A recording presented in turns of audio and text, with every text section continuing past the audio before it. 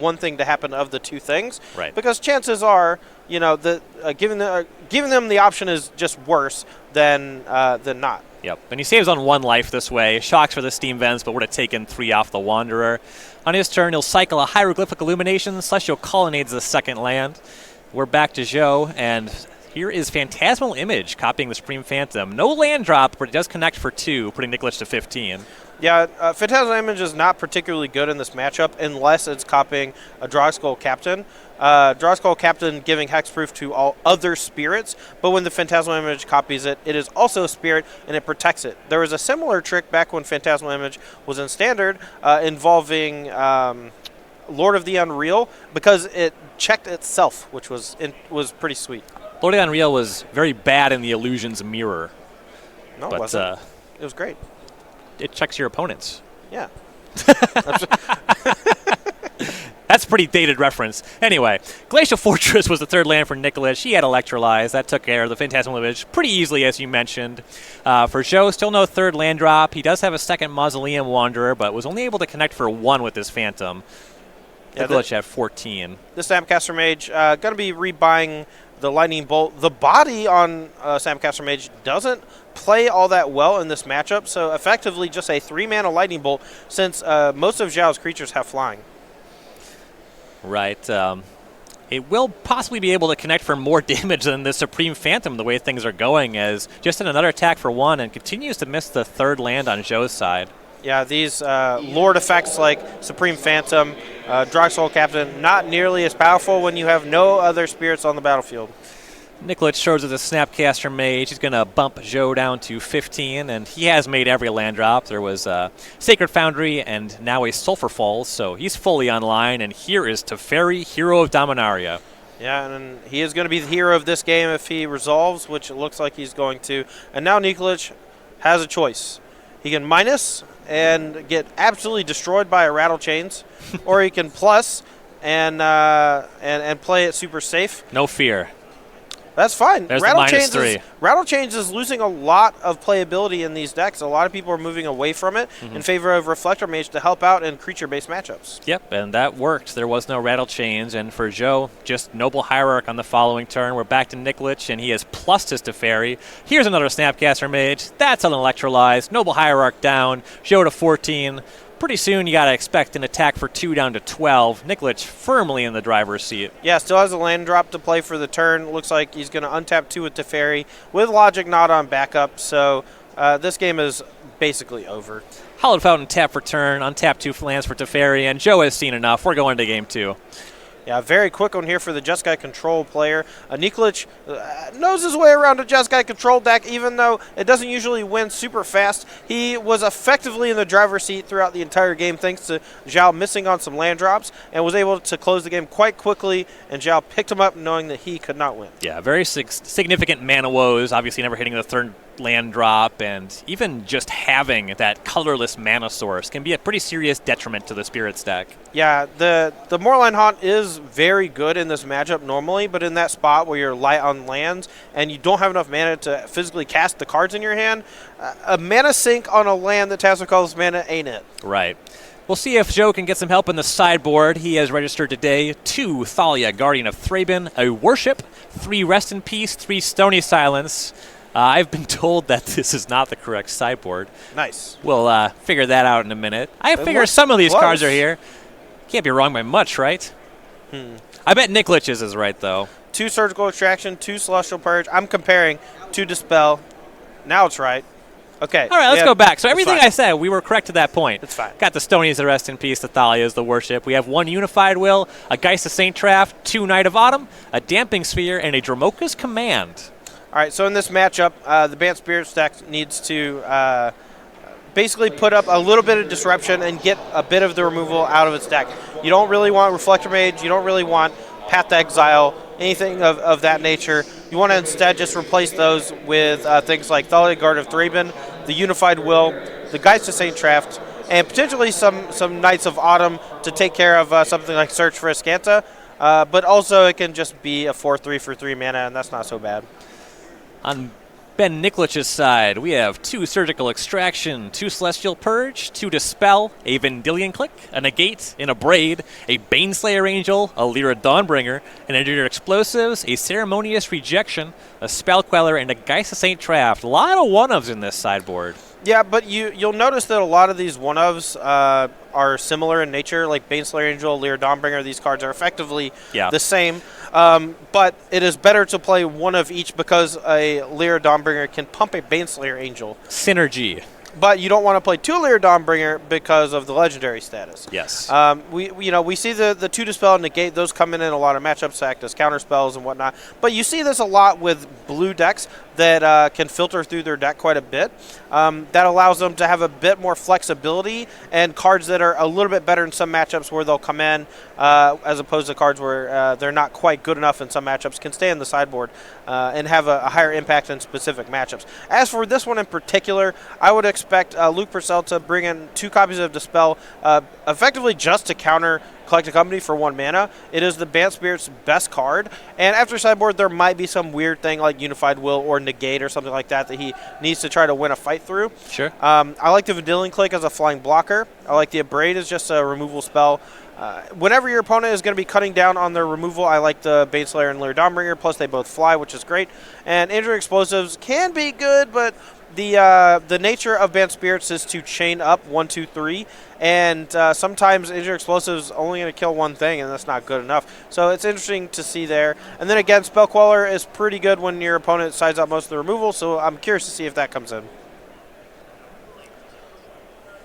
Yeah, Engineered Explosives also has some awkward interaction with Spell Queller. You don't want it to get stuck under that one. It's practically a hard counter. Yeah, for sure. Most X spells not very good against the card Spell Queller. Kicker spells, on the other hand, quite good being cast off of Spell Queller, which is interesting. Yeah, I like the interaction with Flashback, where you just get the card back. Yeah. It just goes back to the graveyard and you get to cast it for free. That's nice. Yeah, we're underway. So Joe's going to start us off with Basic Island, Ether Vial, just a Flooded Strand again for Nikolich. You never like seeing that from the Spirit side, starting off with 2 basics of your 3.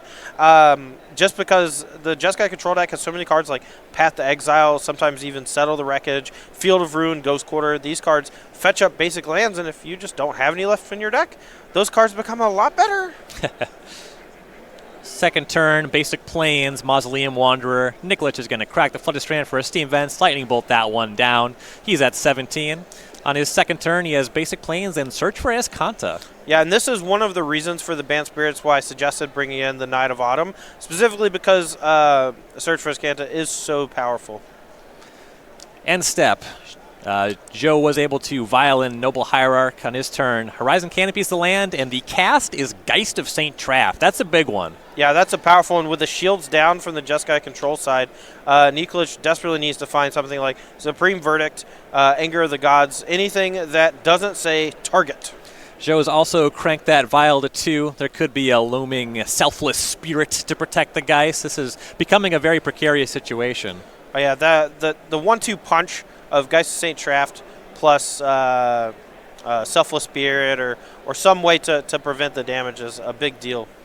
Nikolich will use his Search for Escanta to put a Lightning Helix in the graveyard. Plays Basic Island as land for turn. Here's Snapcaster Mage, going to Lightning Bolt down the Noble Hierarch. Looks like Zhao chose to leave some number of Path to Exile in his deck. I was going to use that to take care of the Snapcaster Mage so that Geist of St. Traft can attack unfettered. Yeah, presumably those are largely in for the Lyra Dawnbringers, but clearing that Snapcaster Mage to get this Geist in, that's at least some kind of win. No, I agree. It's also not that bad against something like Celestial Colonnade because the land replaces itself. Sure. So, I mean, as a humans pilot, I actually cut Reflector Mage and bring in Dismember in this matchup because it's an instant speed answer to things like Celestial Colonnade, whereas Reflector Mage is not. But Path to Exile playing a similar role, and you're usually only casting it when your opponent has a bunch of lands. This is the one rare case where targeting a Snapcaster Mage is correct. Yep. Nikolich deck not shy on basic lands, did find a second island. For Joe, the vial was up to 3. Geist and Angel connected. Nikolich is at 11. Search for Escanta trigger. Looked like a Steam Vents was flipped over there for Nikolich. Little ways off of transforming, just 3 cards in the graveyard. Even though light on lands Zhao chooses to crack that Horizon Canopy, looking for something else to put onto the battlefield. And there was a miss on a land drop there for Nikolich. He passed back. Zhou sacrifices the Canopy, and it looks like upkeep. Nikolich is using this cryptic command.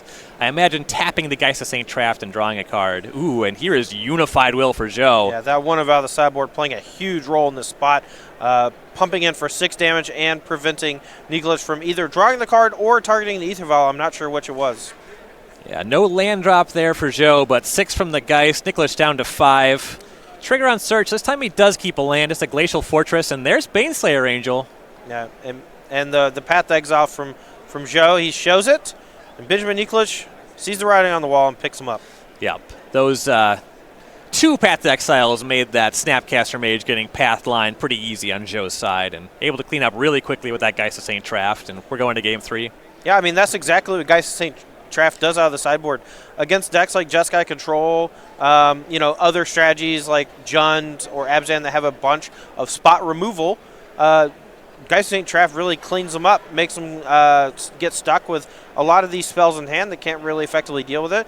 And all it takes is 1 or 2 removal spells to clear out blockers, and then the Geist of St. Traft just rolls all the way through.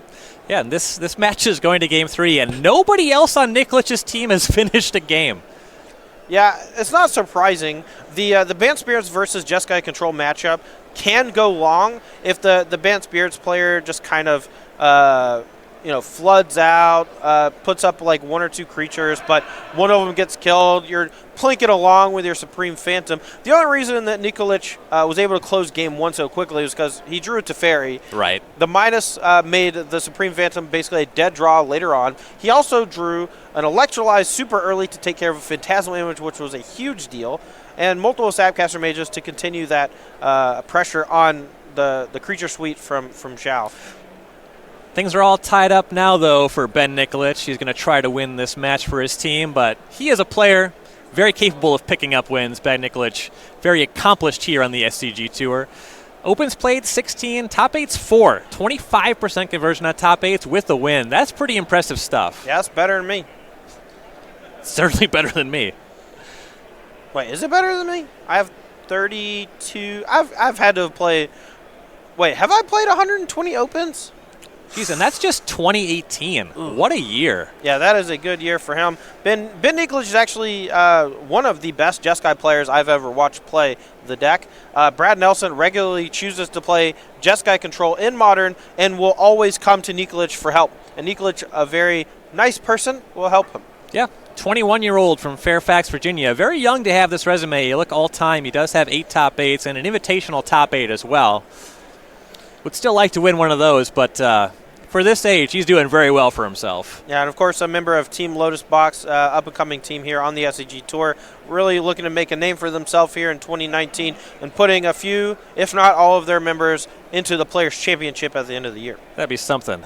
Student at George Mason University studying cybersecurity engineering. That sounds complicated. He's a cop. He's fired. I am no longer a fan.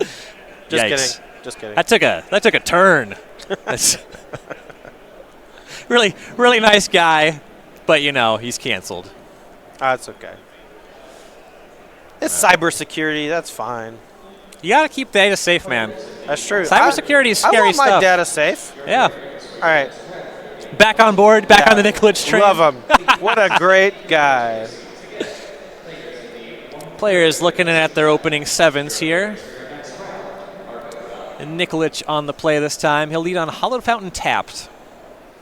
Botanical Sanctum and Noble Hierarch for Zhou. Yeah, Noble Hierarch not at its best in this matchup, but it is part of the Bant Spirits mana base, so not really something I would be looking to side out, as your starts that open up with any 1-mana card are usually better than starts that open without it. Yep.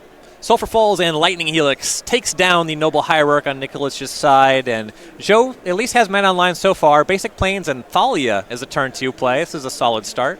Something interesting to note, I actually saw a copy of Aether Vial in Zhou's hand. It's possible he had a start of Noble Hierarch into Geist of St. Traft and actually chose to lead with Noble Hierarch over the Aether Vial in order to play a turn earlier. Yeah, you do force Nikolich to have a small subset of cards there, but he did.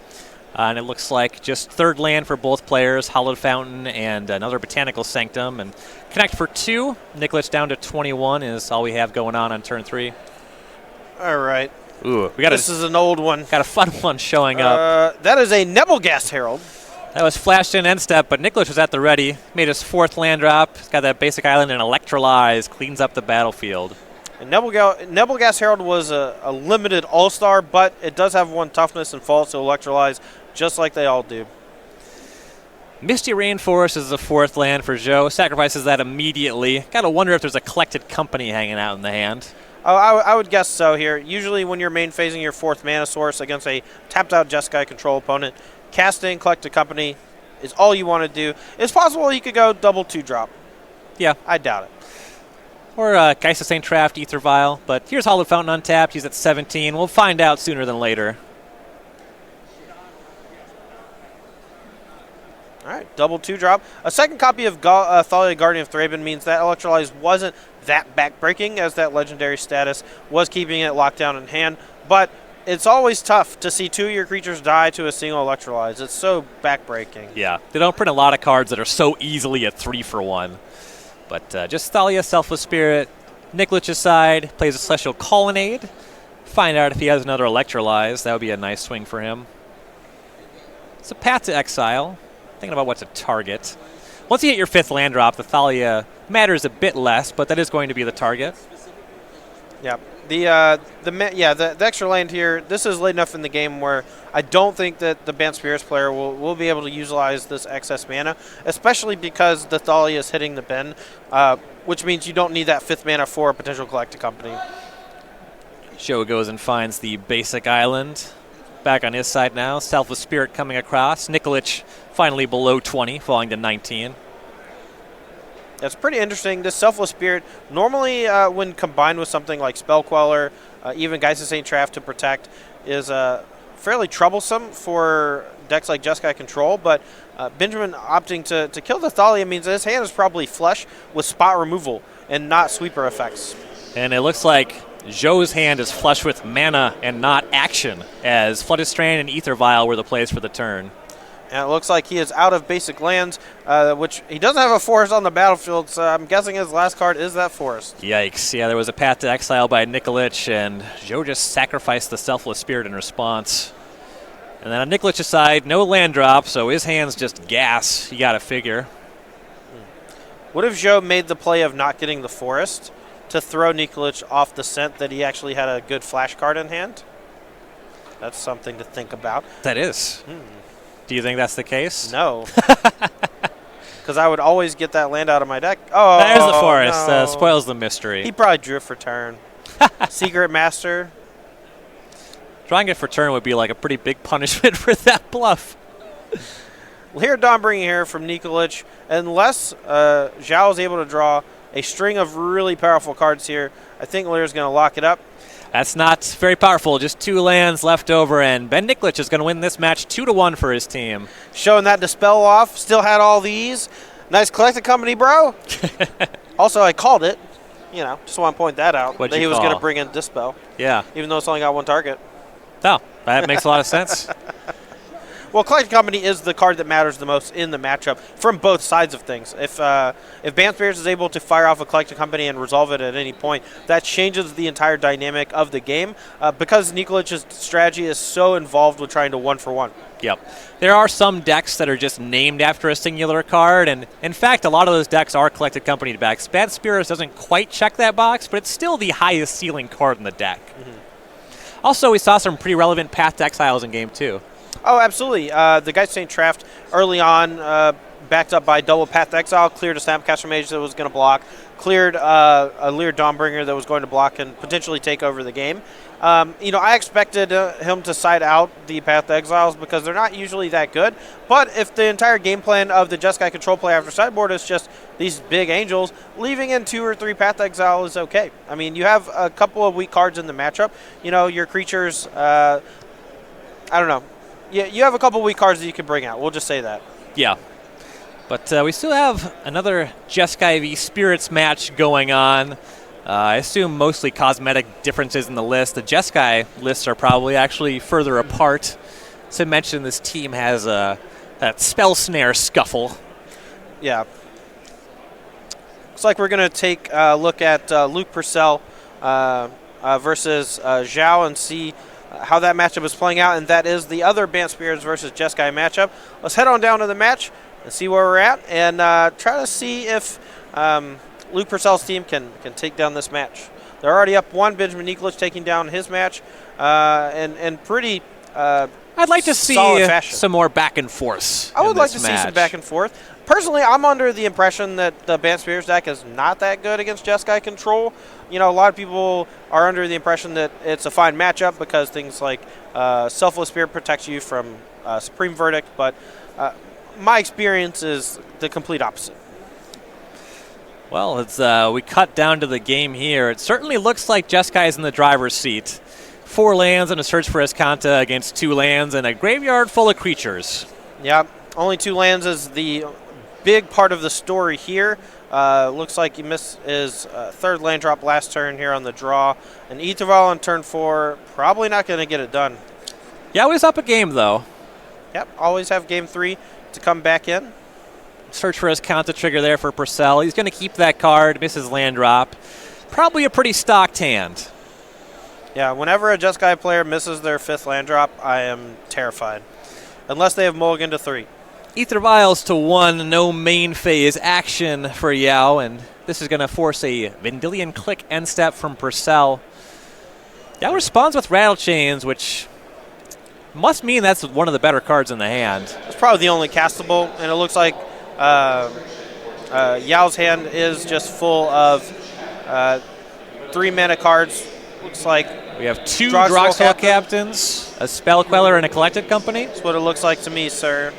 And I am under the impression that Purcell is going to leave him with all 4 of those since none are castable next turn without a land. Yeah, it's all fairly interchangeable, and if you do shove the Company, for example, you might draw him into a land. Yeah, and that just unlocks the rest of his spells. Looks like Purcell is happy with another one off that Search for Escanta. Yeah, you never want to see the second Search for Escanta when you have the first one on the battlefield. Luckily, it protects itself in that manner pretty well. Lightning Bolt and Rattle Chains. Here comes Vendilion Click. Yeah, out of 14. Yeah. I believe Purcell has the ability to transform Search for Escanta into the Sunken Ruin next turn if he so chooses to put that top card into the graveyard or plays a card from hand. Ether Vial to 2 on Yao's side. Flooded Strand is the land for turn, so we can start unlocking his hand a little bit. Somewhat shy because the Vial's not on 3 just yet, but could either cast a Captain, leave up a Spell Queller.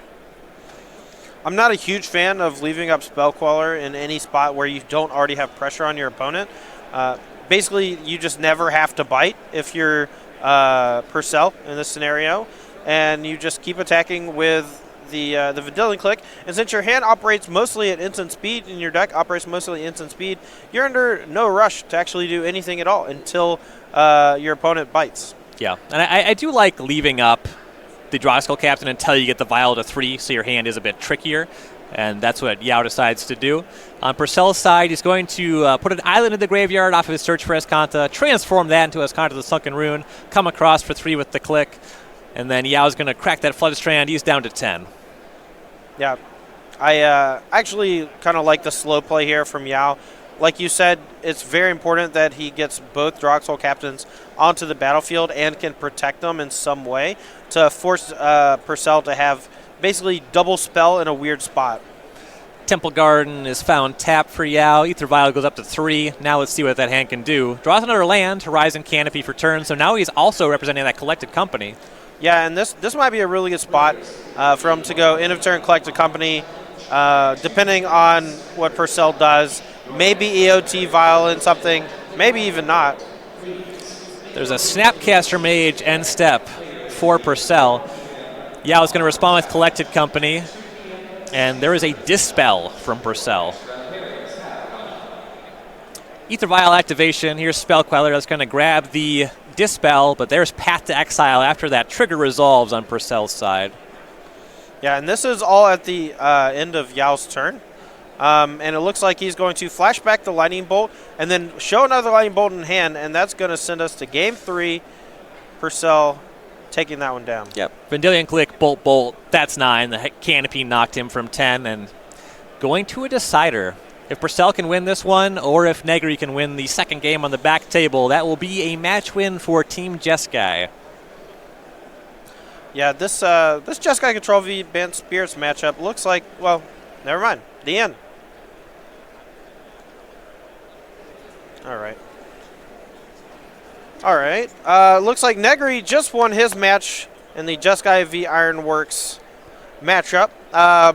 No real surprise there. Jeskai Control is generally favorable in the Ironworks matchup.